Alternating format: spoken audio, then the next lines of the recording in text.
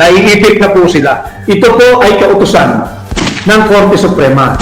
Inatasan na po ang mababang kapulungan at ang Senado, ilabas ninyo ang kopya ng enrolled bill on or before noon of February 24.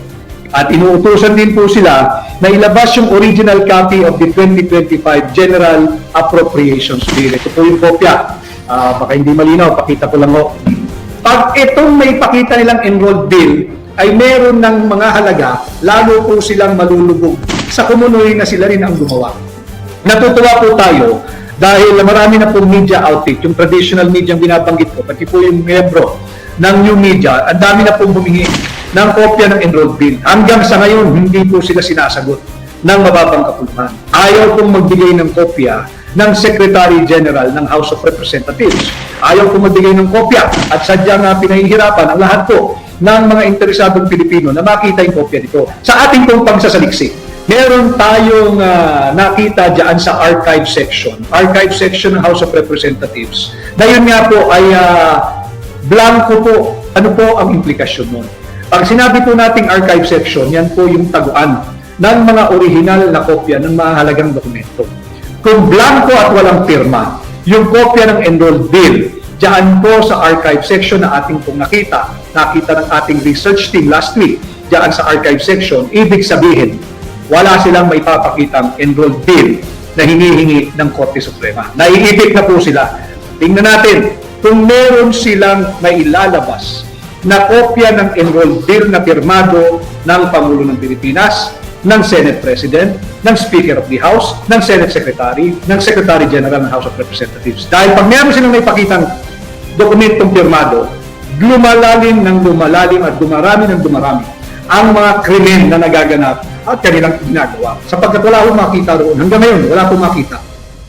So kahapon nga po ay ating tinalakay ang ginawang kautusan ng Korte Suprema na nagtatakda po ng April 1, 2025 sa Baguio po gaganapin yung oral argument sa isinampa nating kaso, yung petition for certiorari and prohibition laban po dito sa anomalous, illegal, immoral, criminal and unconstitutional 2025 budget. May advisory po ang Korte Suprema at marami po kasi nagtatanong sa akin, ano na raw ang nangyari doon sa tinatawag nating yung request po nating subpoena na hiningi po natin yung subpoena na subpinahan yung kopya ng enrolled bill.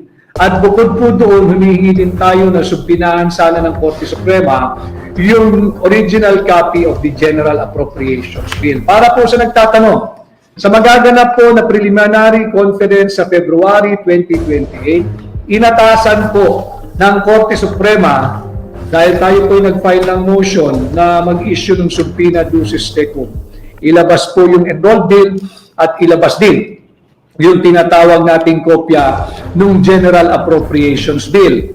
Ang utos po ng Korte Suprema ay isumite by personal service not later than February 24, 2025 at 12 noon. Ang inaatasan po nila dyan ay ang respondents, yung pong House of Representatives Bills and Index Service, yung Secretary General, yung Speaker of the House, at pati po siguro yung dagdag ko lang po ito, adjust ko lang ng kaunti dahil mawawalan na po pala ng baterya itong ating ginagamit na hiniram na isang unit. So yun po ang kautusan, ito po yung kautusan o advisory ng Korte Suprema na ilabas po ng mababang kapulungan yung original copy of the enrolled bill. At inuutusan din po sila na ilabas yung original copy of the 2025 General Appropriations Bill. Ito po yung kopya. Baka hindi malinaw, pakita ko lang ho. Dahil dito sa ating pahina, totoong impormasyon lamang, totoo at makabuluhang impormasyon po ang inyong mapupulot dito sa ating pahina. Bakit po tayo natutuwa? Kasama yung mga petitioners, kasama si Congressman Sid Uma ng 3rd District ng Davao City at ang mga kilalang abogado na kasama kong petitioners. Natutuwa po tayo dahil marami na pong media outlet, yung traditional media ang binabanggit ko, pati po yung membro ng new media, ang dami na pong humingi ng kopya ng enrolled bill. Hanggang sa ngayon, hindi po sila sinasagot ng mababang kapulungan. Ayaw pong magbigay ng kopya ng Secretary General ng House of Representatives. Ayaw pong magbigay ng kopya yung tinatawag na namumuno sa House of Representatives Bills and Index Service. Ayaw po nilang magpakita ng kopya at sadyang pinahihirapan ang lahat po ng mga interesadong Pilipino na makita yung kopya nito. Bagamat last week ay doon po sa isa nating pagla-live, nabanggit ko po sa inyong lahat na sa ating pong pagsasaliksik, meron tayong nakita dyan sa archive section ng House of Representatives, na yun nga po ay blanco po yung pirma ng Speaker of the House. Blanco po yung pirma ng Senate President. Blanco po yung pirma ng Senate Secretary. At blanco po yung pirma ng Secretary General ng House of Representatives. Yan po yung nakita natin sa archive section ng House of Representatives. Ano po ang implikasyon nun? Pag sinabi po nating archive section, yan po yung taguan ng mga original na kopya ng mahalagang dokumento. Kung blanco at walang pirma, yung kopya ng enrolled bill, diyan po sa archive section na ating pong nakita ng ating research team last week, diyan sa archive section, ibig sabihin, wala silang maipapakitang enrolled bill na hinihingi ng Korte Suprema. Naiipit na po sila. Mahalaga ito, buti na lamang nagsaliksik yung ating team, tingnan natin kung meron silang mailalabas na kopya ng enrolled bill na pirmado ng Pangulo ng Pilipinas, ng Senate President, ng Speaker of the House, ng Senate Secretary, ng Secretary General ng House of Representatives. Dahil pag meron silang naipakitang dokumentong pirmado, lumalalim at dumarami ang mga krimen na nagaganap at kanilang ginagawa. Sapagkat wala akong makita roon. Hanggang ngayon, wala akong makita. From YouTube FB 8 Abroad, just a quick question. Did the House of Representatives actually respect the 10 days to file their comment period, non-extendable period by the Supreme Court, or they ignored it? We have yet to get a copy of whatever comment or pleading that they have filed. Should they have filed anything? Wala pa ho tayong nakikita. Wala pa ho natatanggap ang ating mga abogado ng kopya ng kanilang komento, kagaya ng pinag-uutos ng Korte Suprema. Subalit ang maganda ho roon, meron na nga hong preliminary conference na magaganap sa darating na next week, February 28. At yung hinihingi natin na subpinahan at ilabas, utusang ilabas, yung kopya ng enrolled bill at yung kopya ng General Appropriations Bill, kinatigan rin po ng Korte Suprema. So dito nakikita natin, dahan-dahan tayo nagtatagumpay, bagamat 65% na po ng 2025 budget had been released by the Department of Budget and Management sa iba't ibang ahensya at departamento. Tinutuloy po natin ito para sa sambayan ng Pilipino.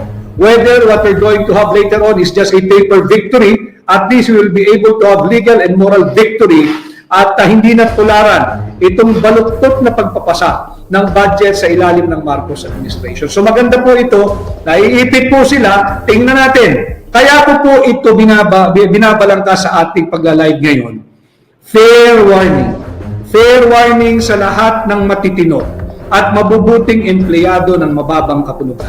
Fair warning sa inyong lahat dyan na matitino at mabubuting loob na empleyado ng House of Representatives, ng Committee on Appropriations, pati na ng Committee on Finance ng Senado.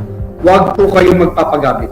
Huwag po kayong magpapabudol. Huwag kayong susunod sa illegal na kautusan ng kahit na sino pang higher-ups. Huwag po kayong papayag, maiipit po kayo. Ipit na po ito.